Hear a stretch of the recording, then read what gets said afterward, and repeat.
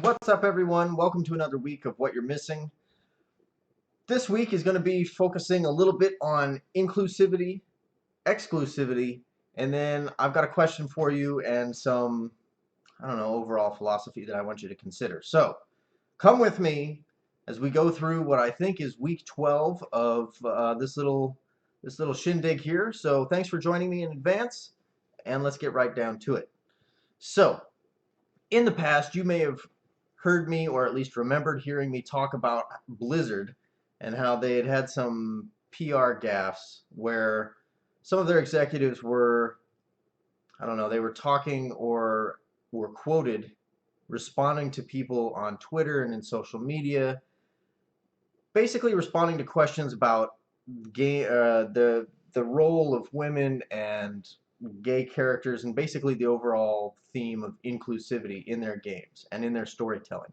And two of the responses that were given were somewhat flippant and basically said that that's not, it wasn't a Blizzard value. And so that's obviously, that did not go over well. And they've been, I think, trying to do some damage control. Now, one of their users, somebody who plays their games, wrote the CEO a letter, which he then turned around and responded to. And so if you want to see those, I'm going to post a link at the bottom. It saves me trying to read and paraphrase all of it, but basically the gist, and after just saying that, I'm going to paraphrase it for you anyway, because that's why you're here, right? Paraphrase, no, not paraphrase, all right. So basically, the letter was asking the question more directly of the CEO whether they're going to start focusing on inclusivity and exploring more genders and more just adding depth to the diversity of their characters in their games and the characters in their stories, and asking some very direct questions. And the CEO actually responded to him with a letter that tried to answer those questions. It came across as being damage control, like I said. So they're paying. He's basically paying a lot of lip service. He says that it's definitely something that they're trying to do, but the way he phrases it is that they want to make games that appeal to the broadest audience. He doesn't come out and say, hey, I hear what you're saying. I agree with you. I think that it's been a largely patriarchal theme in a lot of our games, although you've got Kerrigan from StarCraft 2 and StarCraft, and you've got Jaina, Proudmore. It's been a while since I played World of Warcraft, but there are some female characters, but there definitely aren't any homosexual characters. And I'm not saying that those games, the games in general, all have to like check every box. But I think every character in World of Warcraft and StarCraft, come to think of it, is white. So is that representative of our society? And more specifically, is that representative of the video game playing industry and population? I'm not sure that it is. And so I think that's the question that people are asking, is it's like, you're telling us stories, and sure, we love those stories, but there's room for some exploration in there, and the world is not a white world, right? There's a lot of different people with different stories and different backgrounds that I think could add to the depth of the games that Blizzard is making. Now, Blizzard is known for making really high quality games, so it's a little frustrating to see someone like them not drawing on all of the potential that's there for them. So anyway, I'll post a link to the letter and the response, and there's a link there to the letter, and you can go check it out if you really want to see all of the details. It's kind of interesting. Sticking with the whole idea of inclusivity. See this? This is what's known as a smooth segue. So I don't use douchebags as a segue right now. It's inclusivity, right? See? You're stepping up. But apparently Dungeons and Dragons, the new rule set that they released very recently, is explicit about its desire or its ability to be used to play whomever with whatever backgrounds or tastes or anything that you can do. And it's very explicit. You see, like that, inclusive, explicit, and then next we're going to get into exclusive, and it's great, I know. But it's very explicit about how you have that potential. Now, previously, if you've ever played Dungeons and Dragons, and then we're talking like the board game and the books and all of that from like old school, So if you've ever played those games, you know that it's it's all in your mind, right? Your character is it's an imaginary world that you're living in. Your character is an imaginary person that you're putting personality into and that you're giving life to. And it's kind of like being in a play, right? You get to step into the shoes of someone else, only instead of in a play where somebody else dictates who that person is and what they're motivated by, you dictate that for your character and you choose.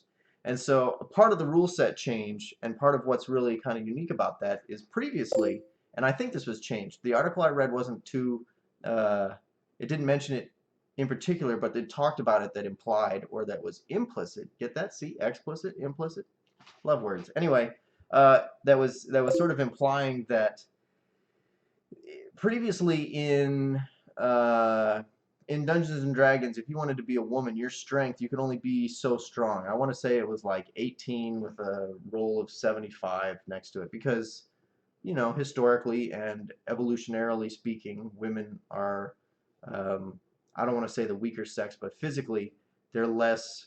At least in our race, they are less physically uh, I don't know, there's less musculature. They're not quite as strong as men. So the game reflected that, and it made it so that men could roll to 18 and 100, but women could only get to 75, which sort of imposed that difference on the choice of gender. So if you chose to be a woman, you couldn't you couldn't be as strong, and you couldn't possibly succeed in certain ways that a male character would. Now, granted, that's like the far end of the extreme of the stats, and we don't need to get into numbers, but it sounds like they've removed that from this rule set as well. And what's equally cool and interesting is that they're offering the basic rule set for free online. You can go get a PDF, you can get a print, a version that's formatted for printing, and they're just giving it away. So if you're into D&D or if you used to be as a child, you can now go check it out, use the book, read the book, kind of see where it's come from when you were young, and I think that's really cool. So props to them for emphasizing inclusivity, and props to them for kind of stepping up into the time and giving the basic rule set for free and letting letting that sort of pull people in. And I think that's, if you want to get into the actual technical aspects of business, I think that's considered pull marketing. So they're giving you something for free, but all of the ancillary products that go along with that obviously are not free, and so it gives people a really easy way to access what they're doing, and if they like it, then they can spend money on it. So that's pretty cool. Next up, moving on to exclusivity, GameStop is saying that they'd like to fund exclusive content, right? So that means that they would like to give money to developers or pay developers to make content for them that is exclusive to GameStop, which means that it can only be sold through their digital distribution channels, it can only be bought at GameStop stores, and so on and so forth. So they didn't phrase it that way, though. It was phrased that they're funding exclusive content, that they're not getting involved in the creative process at all, but that they're just providing money to developers who are, who have great ideas and just need money. So if you read into it, that sounds like sort of indie developing and that they're willing to support indie developers, because really, EA is not going to turn to them and say, hey, why don't you fund our next game and we'll, only sell it at your store. So, although, I mean, like, I could see that happening I guess I could see that happening. I don't know. It would be a stretch because a lot of these larger developers already have cash flow. They've already got a business set up for themselves. They don't need to be exclusive to just GameStop, because that cuts out, I would imagine, that cuts out like the PlayStation Store or whatever Xbox's digital store is. You've got now Amazon selling games, Steam selling games. There's all kinds of different marketplaces. And like if EA did that, they wouldn't be able to sell it on Origin, I would imagine. So that seems stupid, unless they had to like jerry-rig the contract in some way. Anyway, so yeah, I guess we'll see what happens there. But GameStop, it appears through this, is trying to change their role in the market, which they really need to do, because once digital distribution is the majority, their impact on you know, what games are made, where game hardware is sold, and all of that is going to drastically diminish. From my work in the industry, they were a huge player because they accounted for some massive percentage of sales in games and you know headsets and controllers and all of those things. And so we didn't have to, but you almost have to cater to them because they're such a big player and they hold such a large portion of the market. As things shift to digital, there will be a lot less reason for people to go to the GameStop store. So they're going to definitely have to change. This may be the way they're doing it. So we'll see. Next up, some of you play a game called Skullgirls. I know a guy that I play games with on occasion, JT or Cerebral Vista. Um, he plays this game. It's a fighter. And so anyway, so basically there was somebody who was playing Skullgirls Encore. He completed the game and he got this message that read, "What is the square root of a fish? Now I'm sad." And he was understandably confused. So he tweeted to the Skullgirls developer and he said, "So I got this message after beating story with both Para and Sari, or whatever the characters' names are, and I have no idea what it means, dot, dot, dot."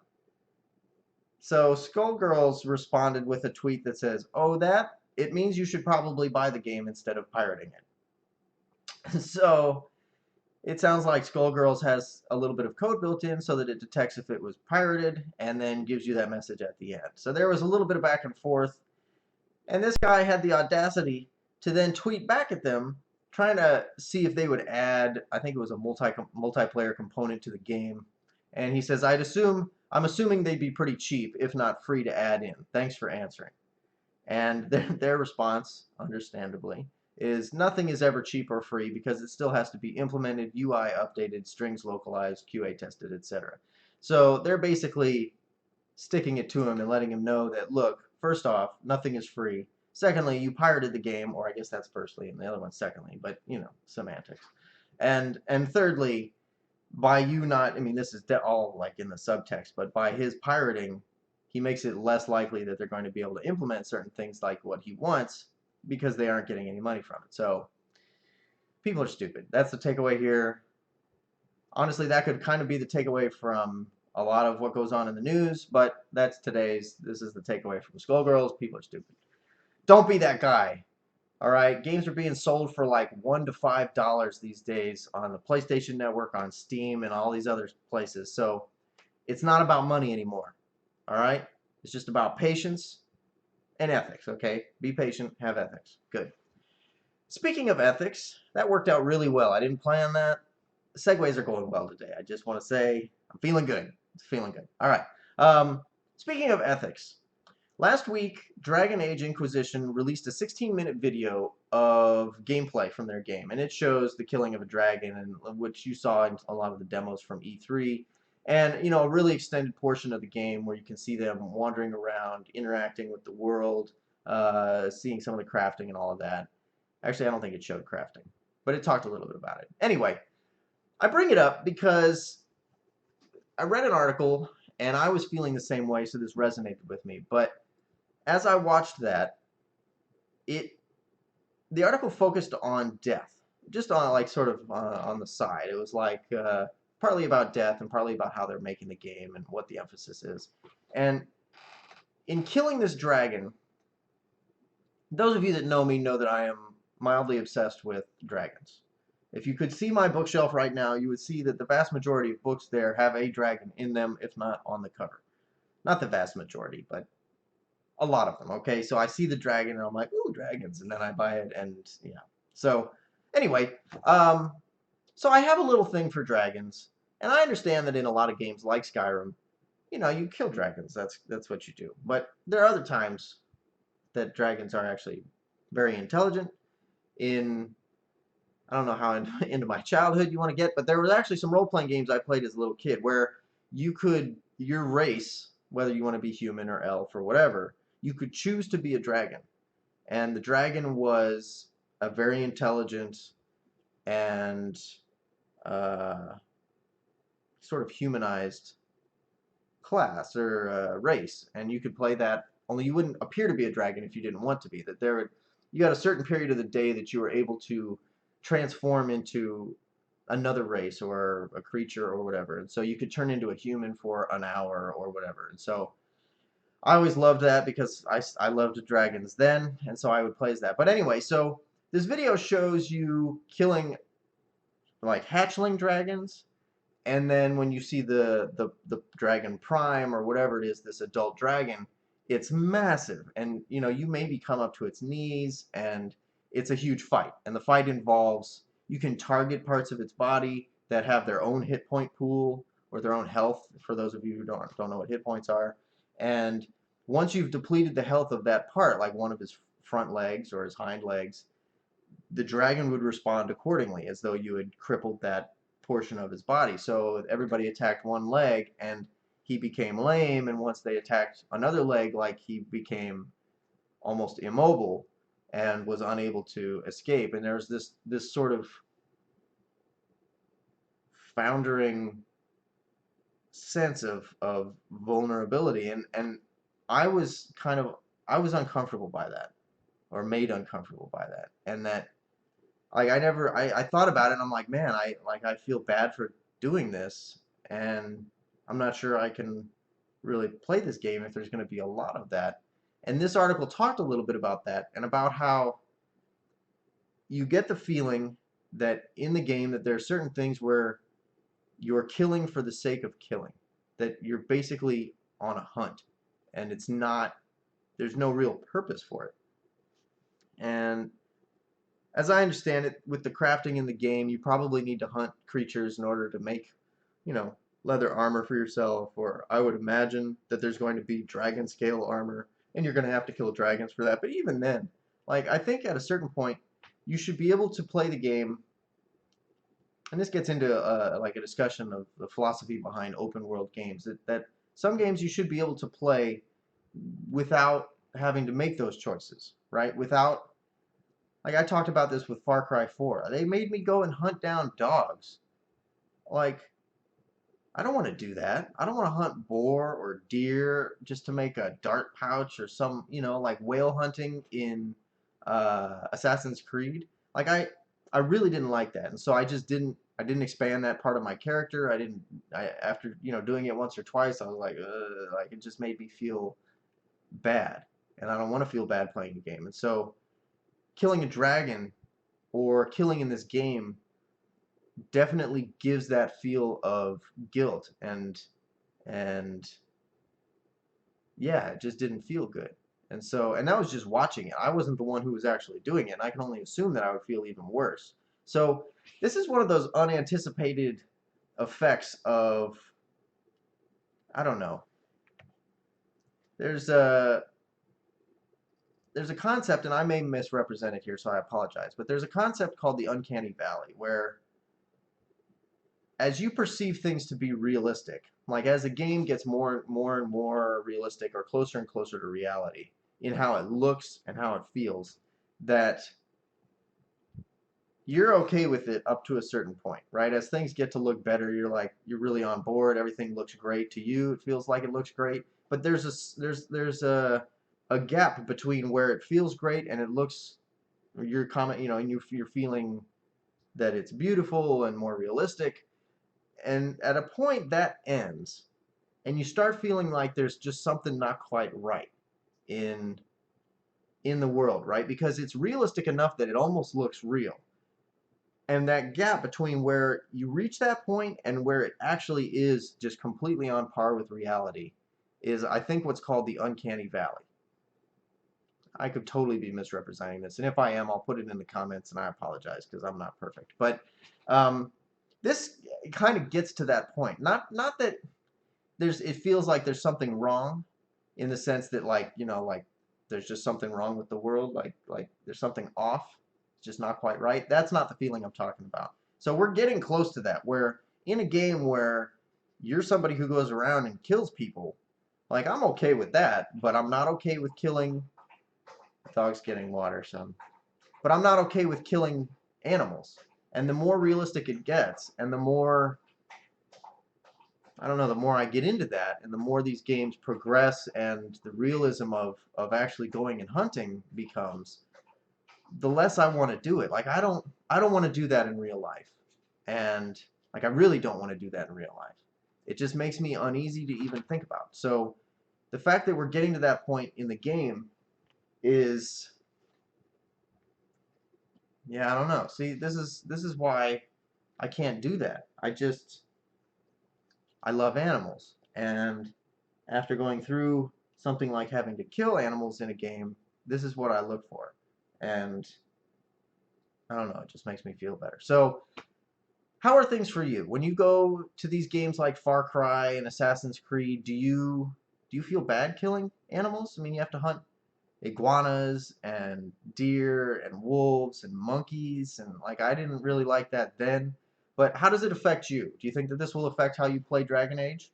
And leave your answers in the comments section below. Email me about it. I don't care. I want to hear about it and I want to talk to you about it. So let me know what you think, and we can sort of talk about it. And that's all I got for this week. So thanks for tuning in. Um, yeah, I don't have anything really new going on.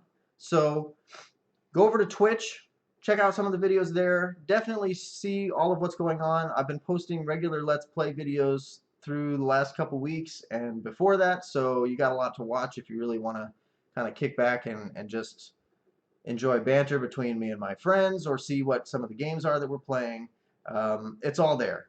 So hit the subscribe button. It's worth clicking because it does things for me, and it may do things for you because it may provide a nice um, area when you go to YouTube to see some of the things that you're subscribed to, so you don't have to go looking for them if you don't find them in a natural or organic way. Anyway, so go hit subscribe, tell your friends about it, talk to your friends about some of the things that we talk about here, and let me know what it's like, what your discussions cover, and if there's anything that you think that I ought to look into or be more aware of. So I look forward to hearing from you, and I will see you tomorrow. And that's all I got. So have a great Monday, and I'll see you soon.